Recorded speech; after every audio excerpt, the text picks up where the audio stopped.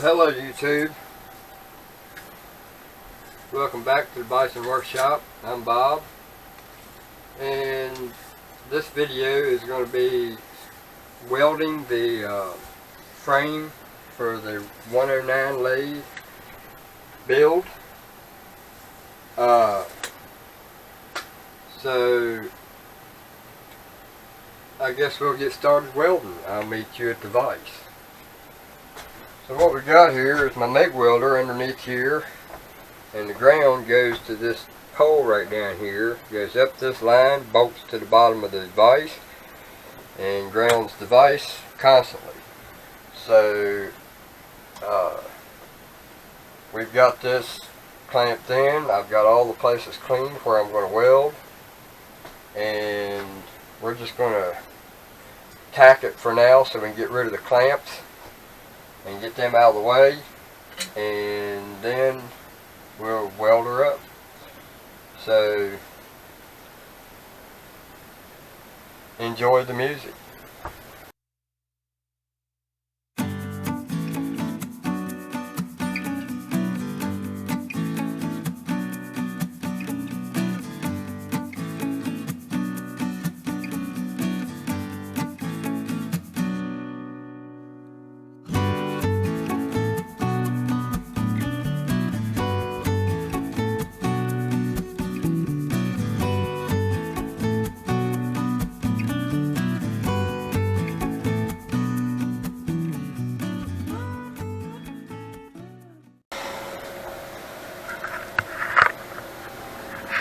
And there's what my welds are looking like now that I've got that different wire. That other wire I got from Harbor Freight, I couldn't do that. Yeah, that one's not perfect, but you know, there are some good looking welds here. Kind of hard to get back into practice when you start off with crappy wire, so that makes a difference. So you guys, thank you for the welding wire that made that happen.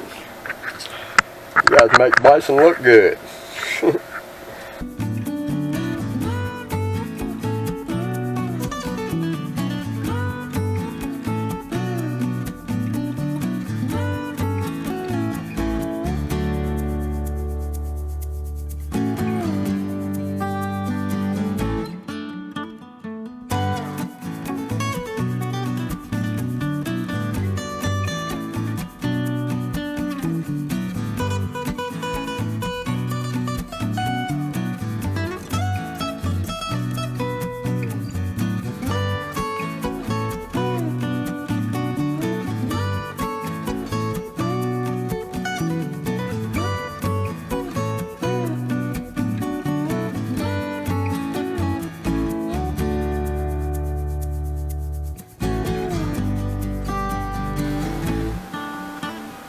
Alright, so now we've got this welded up and it's still warm. And I did a pretty good job on it. Some of these places I didn't get a good rest. You know, I gotta have my arm resting on something before I can do any real good pencil welding. And on this end one, it got a little worse. So I think my tip's getting a little clogged too.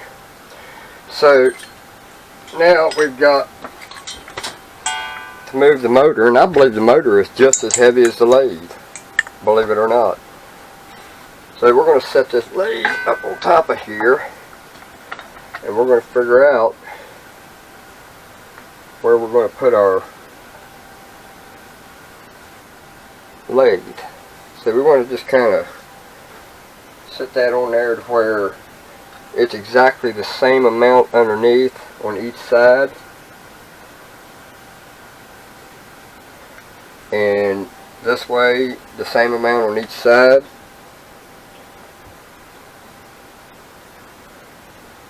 And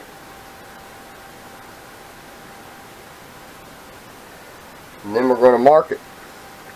So we're going to take and mark this with a pencil.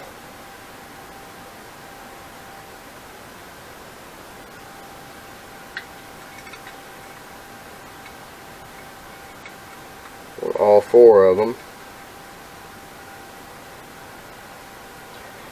Well, I need to move that out of my way. And I got to do it without moving anything. Oh, this one's going to be it. Yeah, I'm going to have to change that. We just came up with a problem. What I was trying to do was even this up so that we had the same amount of overhang on each side. This one here, I have a lot of flexibility. I can go clear up to here. So, this end here, that falls right there. So there's no way you're going to be able to get a nut on that bolt once it goes through. And it's probably going to drill into the side of this.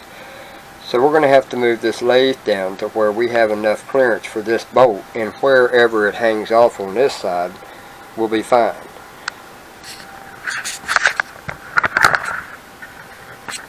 So that's what we're going to do. So in order to do that, I'm going to have to move this off. And I'm going to have to erase these because I don't want to get them confused with the ones I'm going to put on there and drill the wrong one. So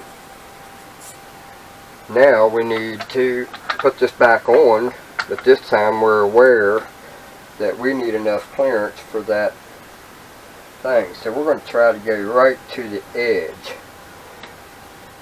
and have about a 3/4 of an inch overhang on the other side. The reason that's that way is because that was all I had of that. It was very short pieces, so we just got lucky we had enough. Alright, so now that we've taken and put a bigger overhang here, which is never even going to be noticeable, up to the edge. So now you see we have enough clearance for a nut. So when we drill through that, we're going to put a nut in the bolt. And we're probably going to have to overcome another issue.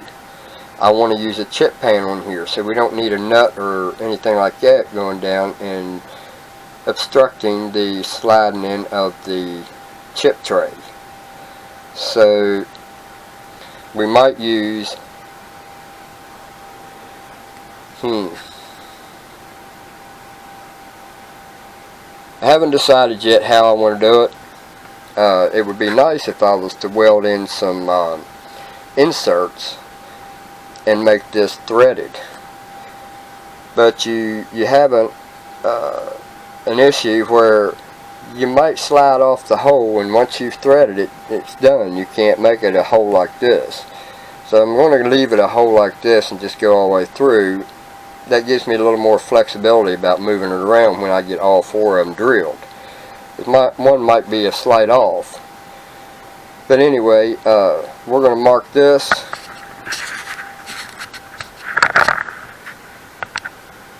And try this again. Alright, so we're going to drill where I mark.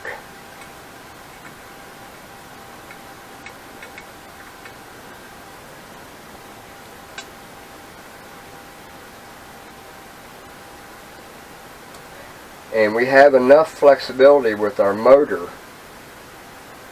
that we have a lot of room for adjustments.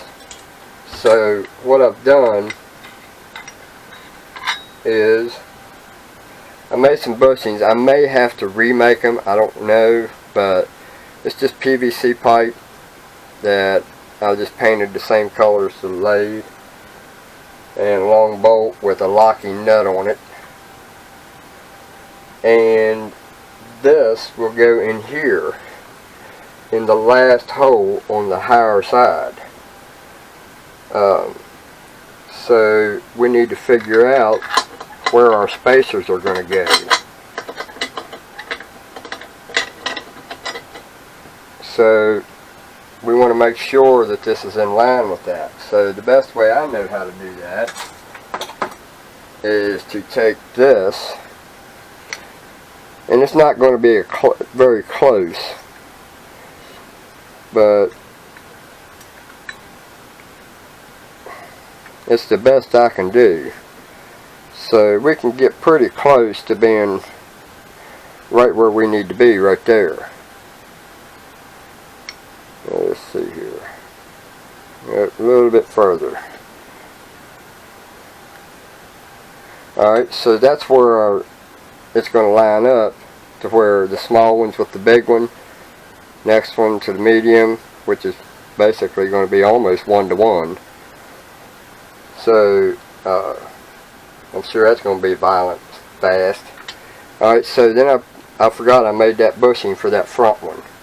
So I got to pull this out, put this in, put it back up there. Alright, and then I've got another bushing that goes there.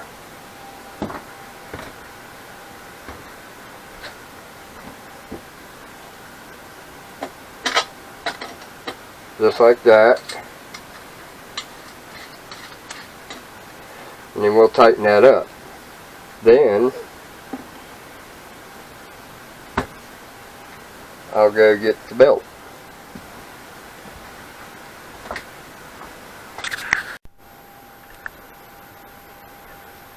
Alright, let's start off with what we found. We found the belt. We went and got the belt. I decided to use these tulip bolts. They're brass. And I've got 4 of them that are identical. And I think I want to try those and see how that works. So we've got 4 of them. So we'll go ahead and start by putting a bolt up through, we're hoping, and then put this nut on top. There's no room for a washer, so because it's really close to the body, I would kind of like for that to be on the upside, simply because I'm going to be mounting stuff in here too. So we're going to have to find us a small washer. I can see that already.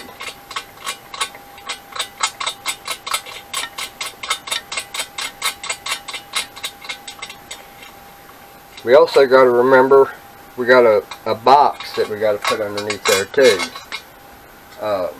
This box here has got to go underneath here somehow. We're hoping we might have to mill some of this off right here, but I would imagine that's what's going to have to happen.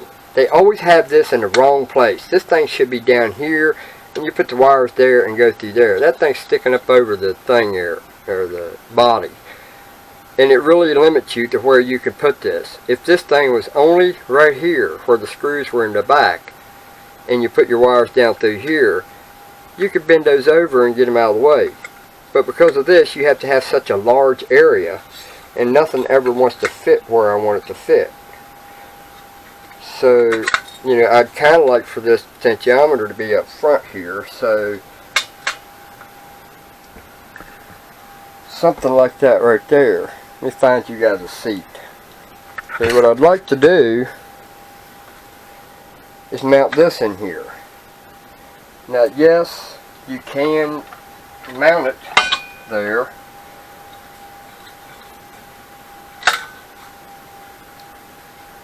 Yeah, I can mount it right there because I'm going to put a face on here.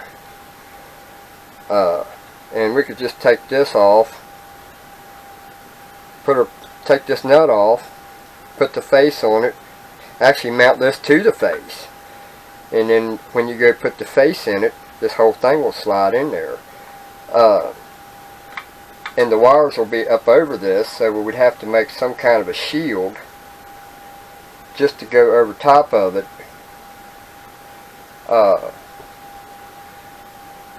To keep shavings from going down on there. So I would say we want to make a plate that goes across this whole thing and bend over on both ends to close it in, because you don't want any shavings from this going down in this. You want it to go over it and past it and out. So if you did it here, there'd be a chance that some would get down in these cracks, and right there's holes in the top of that. So we might be able to mount that right there, just like I'm hoping. So that's the next thing we need to figure out, is how we're going to bolt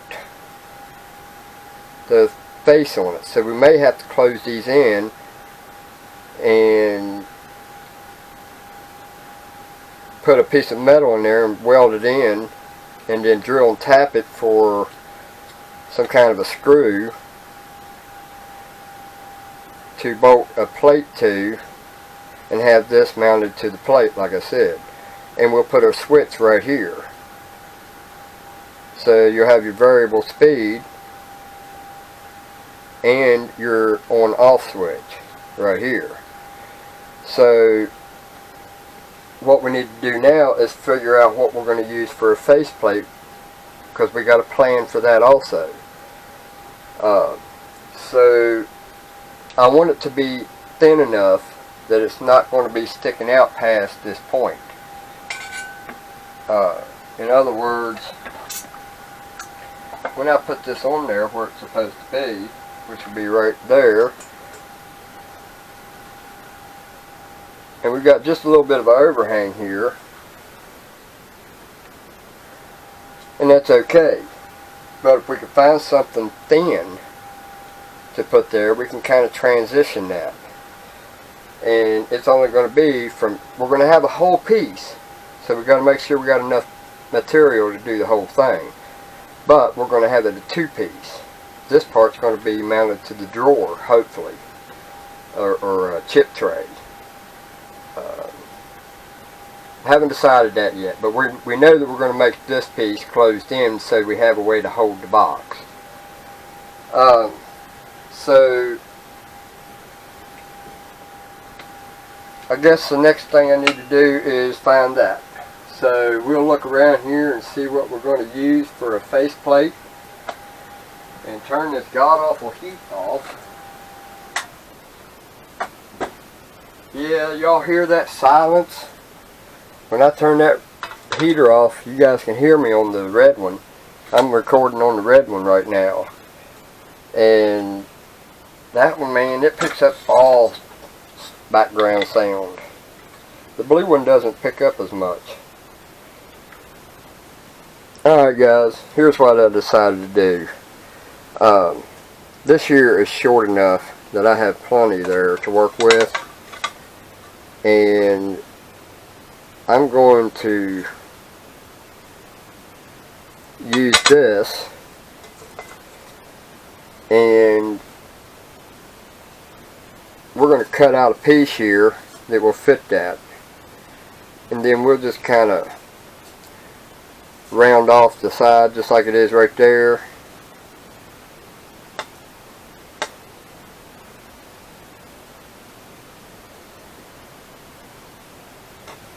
Maybe not that much, but we need to cut it out of this section right here.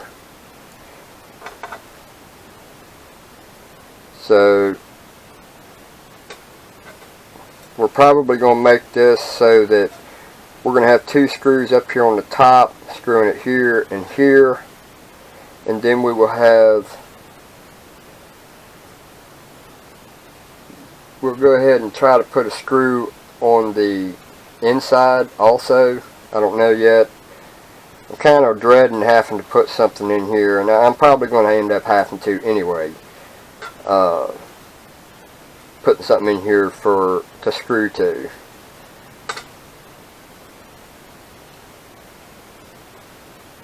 So we're going to go ahead and do that, because that's going to be a little more complex than I want to put on video. I'll show you when we're done. But this is the end.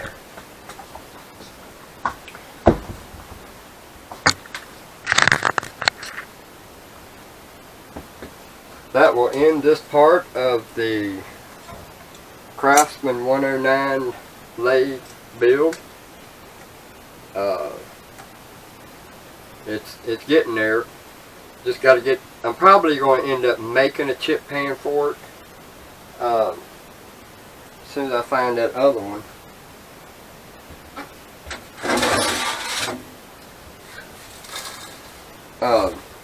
This here will fit in there.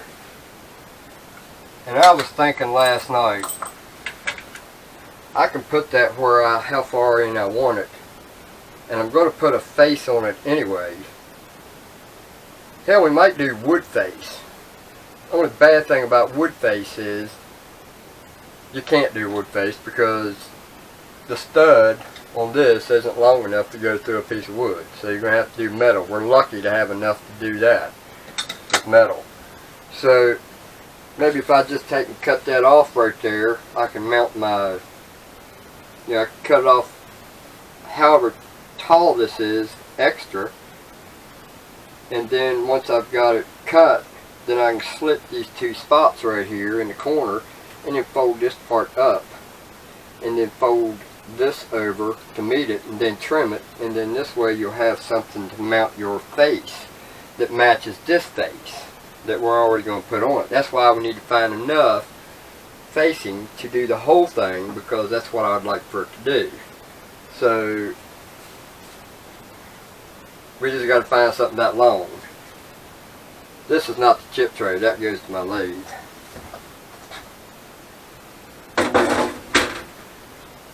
So anyway, I hope you guys enjoyed this and if it was informative. So now we've got the base done, and I'm going to spray it and let her dry, and the next video we'll start putting things together. So we're still waiting on switches though. Haven't got my switches yet, so because I ain't got no switches that's big enough to hold the load. Safety first. Got to be able to handle what it's going to do. So I got to round up a power cord. I know I have one. They're just all scattered all over the place, and I'm just not looking in the right place at the right time.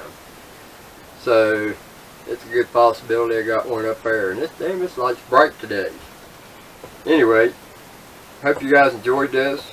Don't forget to like, share, comment, subscribe. You guys have a good one. Later.